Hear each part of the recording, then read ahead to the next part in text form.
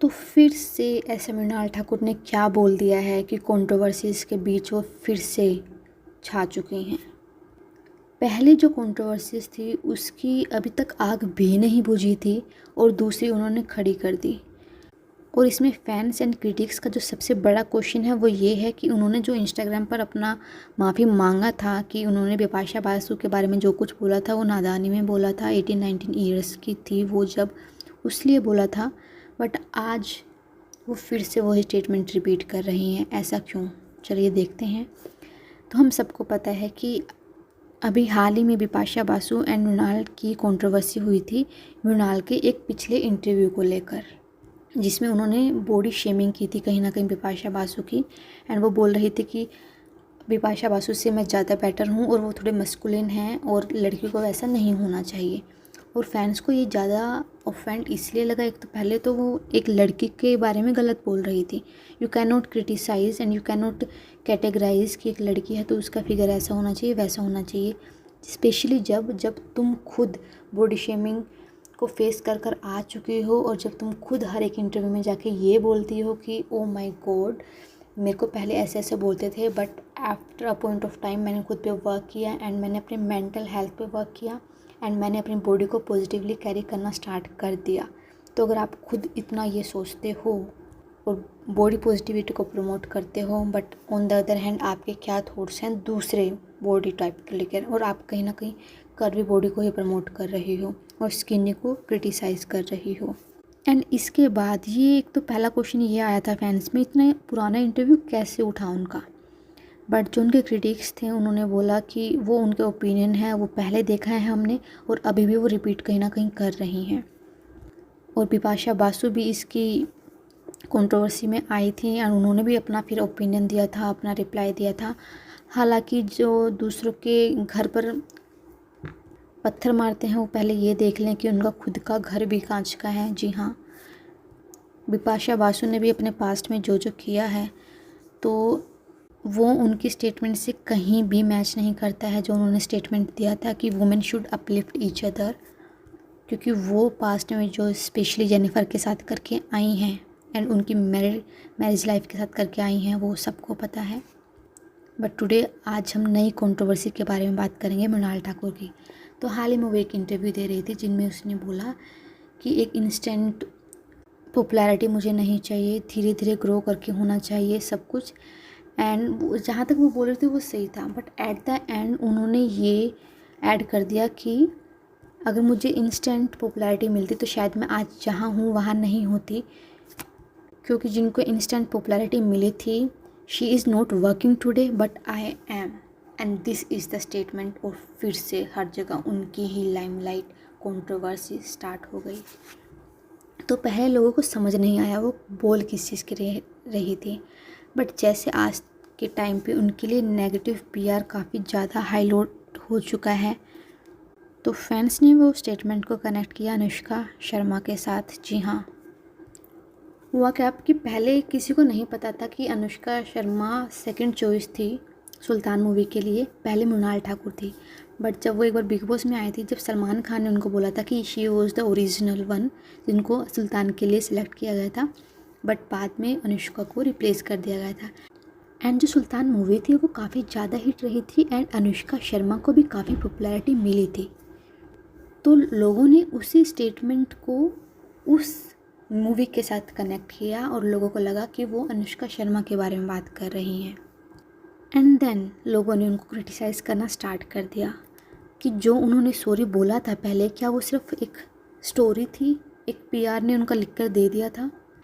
कुछ फैंस का मानना है कि जब बिपाशा की कंट्रोवर्सीज़ हुई थी तो हमें लगा था कि वो अब बोलने से पहले सोचेंगी, बट उन्होंने तो अपने डबल स्टैंडर्ड दिखाए हैं यहाँ पे, ताकि वो खुद की प्रोफाइल हाई कर सके और दूसरी वीमेन को नीचे गिरा सके। और अब ऐसा लग रहा है कि जो अपोलॉजी उन्होंने दी थी वो सब स्क्रिप्टेड थी।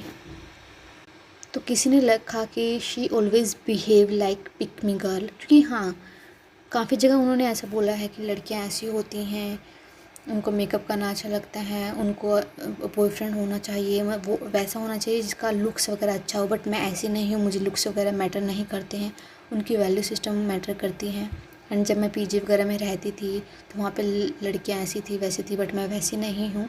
तो वो दूसरे लड़की को नीचे गिरा के खुद को ऊपर उठाना चाहती हैं कहीं ना कहीं।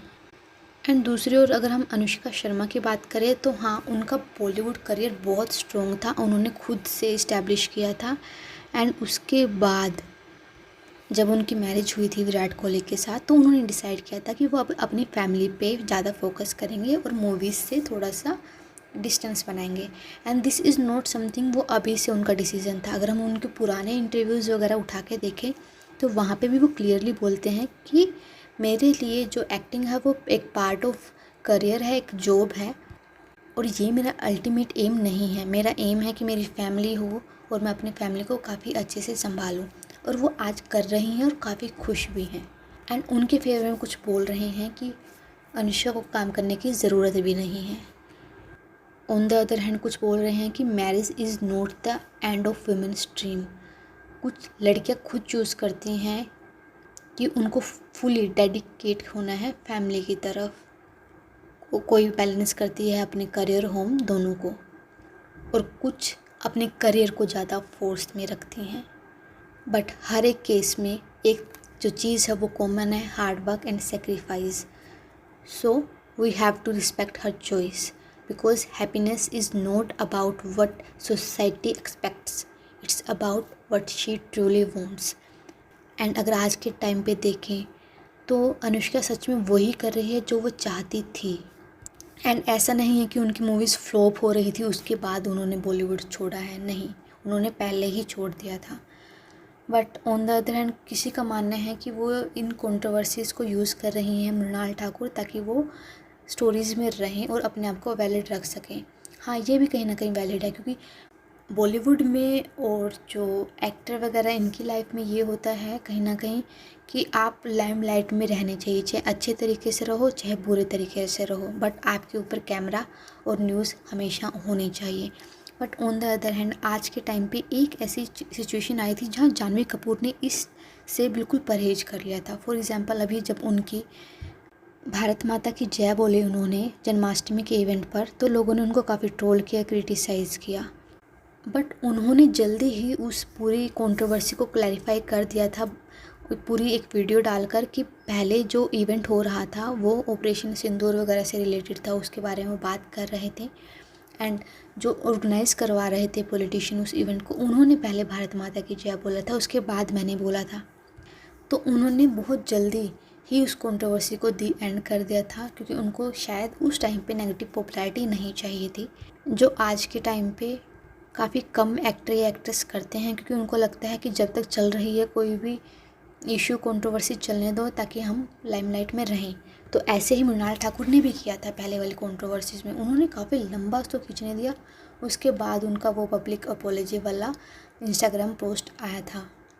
But on the other hand कुछ ये भी कह रहे हैं कि जो दूसरे नेपो किड हैं और नेपो सर्कल हैं वो उनकी तरफ नेगेटिव पीआर करवा रहा है, क्योंकि ऐसे बहुत सारे दूसरे एक्टर भी हैं, एक्ट्रेस हैं, स्पेशली नेपो किड्स, जिन्होंने दूसरों के बारे में गलत बोला है। Specially for example like Kareena Kapoor, वो कितना गलत बोलती हैं, बट उनकी स्टेटमेंट कोई नहीं ला रहा है। On the other hand Mrinal Thakur की पुरानी वीडियोज़ को भी लेके आया जा रहा है ताकि उनको नेगेटिविटी मिले। तो आपका क्या ओपिनियन है? क्या सच में मृणाल ठाकुर की सोच सही नहीं है एंड वो पिक मी गर्ल वाला एटीट्यूड रखती हैं, या फिर उनके ऊपर नेगेटिव पीआर का ज़्यादा दबाव हो रहा है आज के टाइम पे? Right your opinion in the comment section and please like, share and subscribe to the channel. Thank you.